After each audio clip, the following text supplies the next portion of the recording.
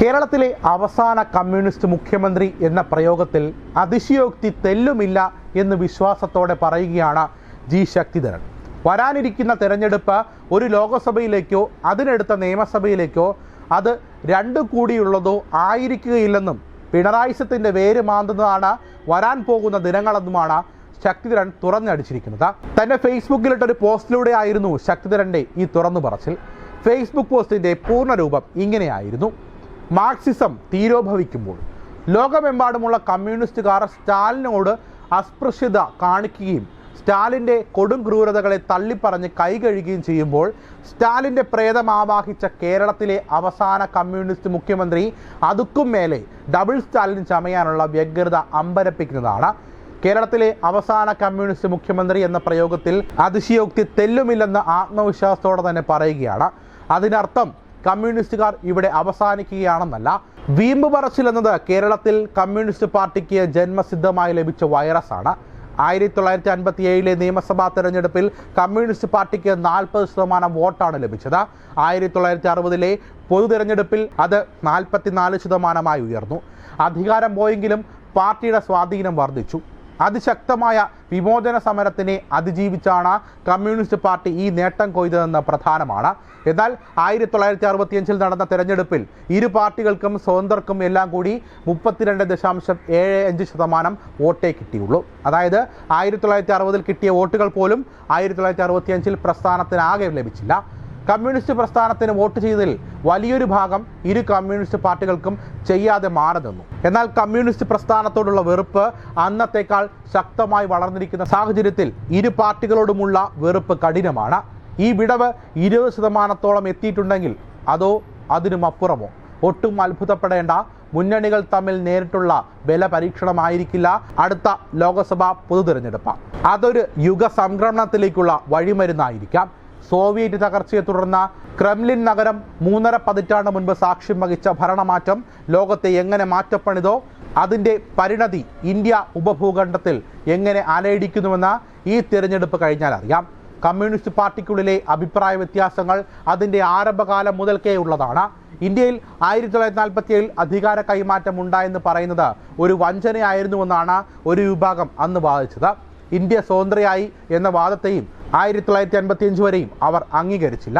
ഈ തർക്കങ്ങൾ ഓരോ വർഷം കഴിയുന്തോറും കൂടുതൽ മൂർച്ഛിക്കുകയാണ് ഉണ്ടായത്. അതിലേക്ക് കൂടുതൽ ആഴത്തിലേക്ക് ഇപ്പോൾ നമ്മൾ പോകുന്നില്ല.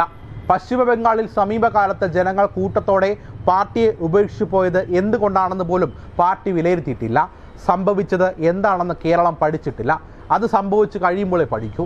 അതിന് പ്രാപ്തരായവർ ഇല്ലാത്തത് കൊണ്ടോ പ്രത്യയശാസ്ത്രപരമായ മികവില്ലാത്തത് കൊണ്ടോ അല്ല ഈ വീഴ്ച. സമസ്ത അധികാരങ്ങളും ഒറ്റ ആളിൽ കേന്ദ്രീകരിക്കണം. അയാളുടെ കുടുംബ പരമ്പരയിൽ തന്നെ ഭാവിയിൽ പാർട്ടിയുടെ പിന്തുടർച്ചാവകാശം നിക്ഷിപ്തമായിരിക്കണം എന്നെല്ലാമുള്ള തിട്ടൂരങ്ങൾക്ക് കീഴ്പ്പെട്ട് നിൽക്കുന്നതാണ് ഇന്നത്തെ പാർട്ടി.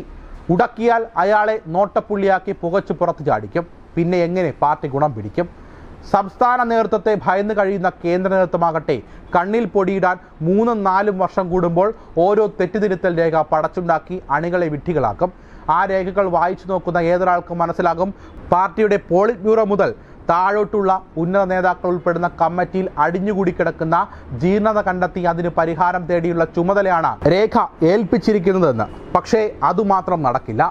പോളിറ്റ് ബ്യൂറോയിലാണ് കള്ളന്മാരിൽ കൂടുതലും ചേക്കേറി കിടക്കുന്നത്. അതിൽ ആരും ആരെയും തൊടില്ല.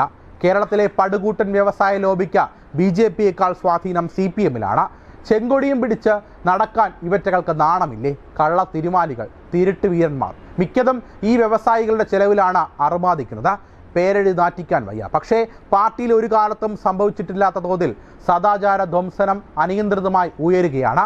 മിക്ക നേതാക്കൾക്കും പരസ്പരം അറിയാം. മുഖ്യമന്ത്രിയുടെ സവിധത്തിൽ കൃത്യമായ റിപ്പോർട്ടുണ്ട്. മുഖ്യമന്ത്രിയുടെ കുടുംബത്തിലുള്ള മന്ത്രി ഹയ്യത്ത് റെസിഡൻസി എത്ര വട്ടം സന്ദർശിക്കുന്നുവെന്ന റിപ്പോർട്ടുമുണ്ട്. ജാഗ്രത കാണിച്ചില്ലെങ്കിൽ അമുട്ടുകൾ പൊട്ടും. അതൊന്നും നിർവീര്യമാക്കാൻ ശേഷിയുള്ള കോടിയേരി ബാലകൃഷ്ണന്മാർ കാലയവനികയ്ക്കപ്പുറമാണ്. എന്തായാലും പാർട്ടി കേന്ദ്രത്തിന് ഇത്രയല്ലേ വലിപ്പമുള്ളൂ. വഴിപിഴച്ചവരുടെ എണ്ണം തൽക്കാലം 1 ഡസനുള്ളിൽ നിർത്തിക്കൂടെ? കൂടുതൽ ഉദാരത ഇനി അനുവദിക്കേണ്ട. വരാനിരിക്കുന്നത് പതിവുള്ള ഒരു രാഷ്ട്രീയ ഉരുൾപൊട്ടലാവണമെന്നില്ല. അതുക്കും മേലെ ഒരു അഗ്നിപർവ്വതത്തിൻ്റെ വിസ്ഫോടനം തന്നെയാകാം. എന്നാൽ തന്നെ കഴിഞ്ഞ ലോക്സഭാ തിരഞ്ഞെടുപ്പ് ഫലത്തിൽ ഉൾച്ചേർന്നിട്ടുള്ള സന്ദേശത്തിനപ്പുറം എന്ത് സംഭവിക്കാനെന്ന ലാഘവ ബുദ്ധിയോടെ ചോദിക്കുന്നുണ്ടാകാം. എന്നാലും കമ്മ്യൂണിസ്റ്റ് പാർട്ടി ഇവിടെ തന്നെ ഉണ്ടാകുമല്ലോ എന്ന് ആശ്വസിക്കുന്നവരുമുണ്ടാകാം. ശരിയാണ്, 20-ൽ 19 സീറ്റും പോയതല്ലേ, എന്നിട്ടും തുടർഭരണം കിട്ടിയതല്ലേ എന്ന് സമാശ്വസിക്കുന്നവരുണ്ടാകാം. അവിടെയാണ് തെറ്റ് സംഭവിക്കുന്നത്. വരാനിരിക്കുന്ന തെരഞ്ഞെടുപ്പ് ഒരു ലോകസഭയിലേക്കോ അതിനടുത്ത നിയമസഭയിലേക്കോ അത് രണ്ടും കൂടിയുള്ളതോ ആയിരിക്കുകയില്ല. ഒരു യുഗത്തിൻ്റെ അന്ത്യം രേഖപ്പെടുത്തുന്ന തിരഞ്ഞെടുപ്പാണെങ്കിലോ അത്ര കണ്ട പ്രഹരശേഷിയുള്ള സ്ഫോടന വസ്തുക്കളാണ് വെടിമരുന്നായി നിറച്ചു വച്ചിരിക്കുന്നത്.